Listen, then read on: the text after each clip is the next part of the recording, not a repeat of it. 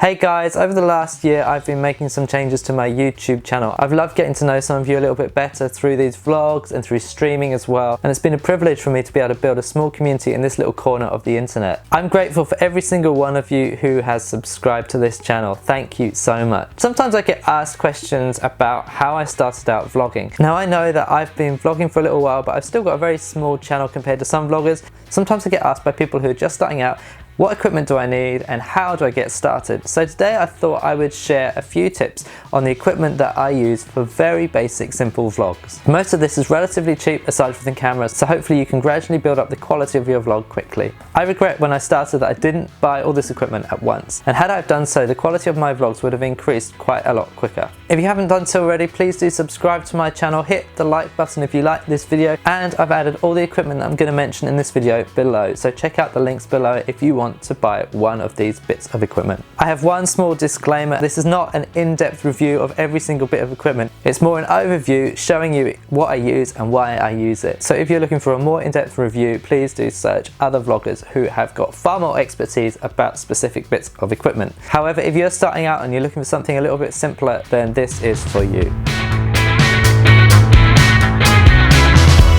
Firstly, the camera. Without doubt, you need a decent camera, and I use the Canon EOS 750D DSLR camera. At the time, I spent a little bit more money on this camera simply because it had a flip screen, and I wanted to be able to see myself while I was filming. In my very early days though, what I didn't realise was I still needed to look direct into the lens as opposed to looking to the screen to this side. And I would say if you're new to vlogging, don't be put off by that flip screen and keep looking at it all the time. I had some feedback from a few people and it really helped me to be able to focus in on the lens instead. Now I know there's a lot of different DSLR cameras that you can use, but for me, I love this camera. I've had it for 3 years now. It's very sturdy, stable, and has lasted many trips across the UK, mainland Europe, and even as far as New Zealand, so I know I can rely on it. It also comes with a lens. Now I would look to upgrade my lens to a wide angle lens at some point, but the lens is okay for starting out. All you need to do is zoom out as far as possible to get the best quality for your footage. Having said that, for the kind of vlogging that I do, I have no real need to be able to change lenses too much, so I'm happy with it for now. Because of all the touring I do, sometimes I need to grab someone on my team to do some recording for me. This camera has been perfect for that because it's relatively simple to use. It gives you pretty clear instructions of how to record basic video and to capture basic photos. And while I realise I haven't got to grips with all of the camera, it's been a great addition to my setup. And may I add, if you're creating music videos on a budget and you need an extra camera, this is perfect for that. It may not be the main camera that you use, but it's a great one for behind the scenes footage and a second angle. The second bit of equipment that I use is a tripod. I bought this pretty soon after the camera because I realised I couldn't hold it like this for too long. So while I spent a bit of money on the camera itself, I decided to go super cheap with the tripod because I realised that you can get into hundreds and hundreds of pounds, and although that's amazing, it's not really what I needed. I needed something that was small, compact, that I could put on a carry-on luggage in a plane that was super light. So I didn't mind that it was basic at all. I used the iGadgets 150cm extendable 2-in-1 combined aluminium travel tripod.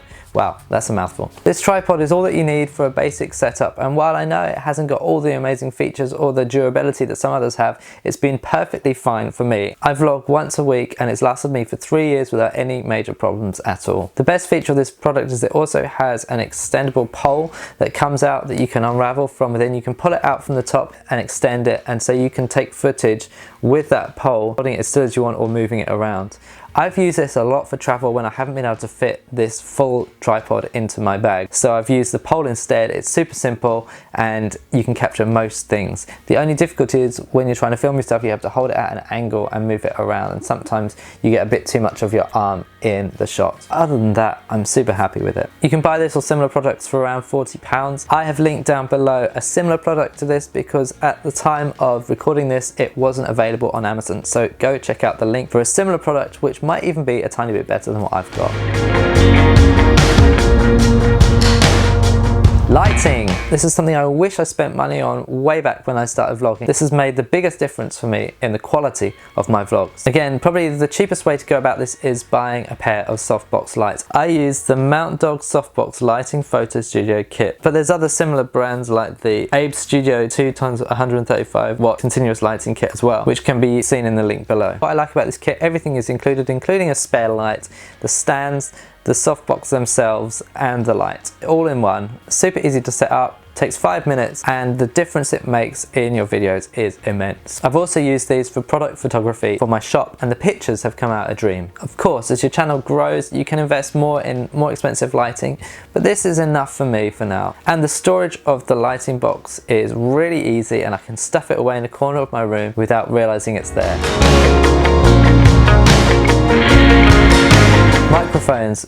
While you can use a mic from the camera itself, I wouldn't advise to do that. The quality of your audio will suffer. And I've seen some vloggers who've got far bigger channels than me be really let down in the quality of their vlogs simply because they didn't invest in a cheap mic. I use 2 different mics. The first one is the Rode Video Mic Go On Camera microphone, and it's about £57. This is a great mic for capturing the overall sound of the room or the experience. I've used this sometimes when I've been filming acoustic videos live, and I've wanted a second or third mic to be able to just capture the ambience. So for example, when we're out in the woods filming a video, I just plug that into my phone and capture the surrounding sound from my phone. It's that simple. But you can also plug it into your camera. It's a great mic for ambience. My sister-in-law even used this to capture some spoken word audio for an audition just by plugging it into her phone. It's that good quality. However, for this kind of content, and when I want a clearer, closer sound of my voice, I choose to use a tie mic instead. Currently I'm using the Boya BY-M1 clip-on microphone, and this is perfect for DSLR cameras, camcorders, and even your phone. I have loved this mic. It has made a massive difference to the audio quality. And while I use the Rode for some of these vlogs as well, the room that I record in is quite bouncy, and so I want something a little closer that can capture my voice better. For £15, this is the cheapest of all the vlogging setup, and I'm really pleased with the quality of the audio that has come from it.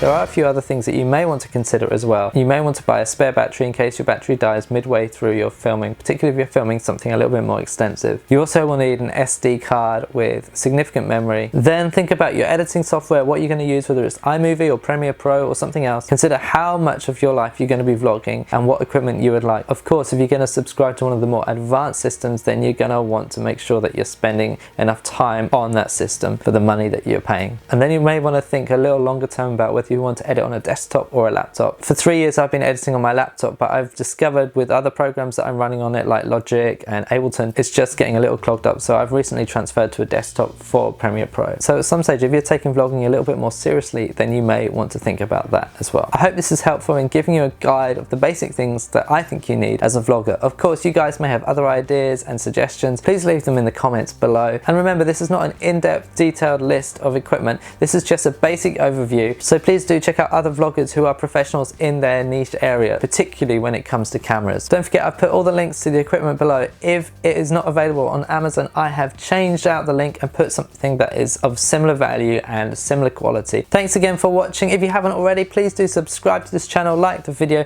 and consider getting involved in my Patreon community. Patreon is an amazing way to be able to continue to make art, music, and content for you guys. It's a way for fans and artists to come together, where my fans get more stuff from me, including access to personal vlogs, music that has yet to be released or will never be released, additional content, a private Facebook community group, and much more. So do check out my Patreon link, patreon.com/OnePyramidPark, and I would love to see you on the other side of that. Thanks guys for watching. I hope you have a great week, and see you soon.